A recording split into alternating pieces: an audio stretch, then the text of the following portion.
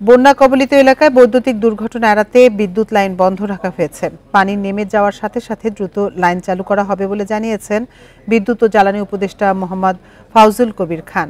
দুপুরে মানিকগঞ্জের শিবালয়ের পাটুরিয়া ঘাট এলাকার ৩৫ মেগাওয়াট একটি সোলার বিদ্যুৎ উৎপাদন কেন্দ্র পরিদর্শনে গিয়ে তিনি একথা বলেন।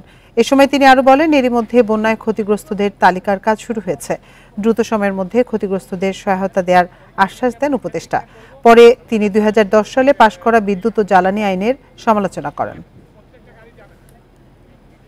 ঝড় জলোচ্ছ্বাস এগুলো হয় তখন প্রথম যেটা হয় সেটা হচ্ছে যে বিদ্যুৎ পৃষ্ঠ হয়ে মানুষ মারা যায়।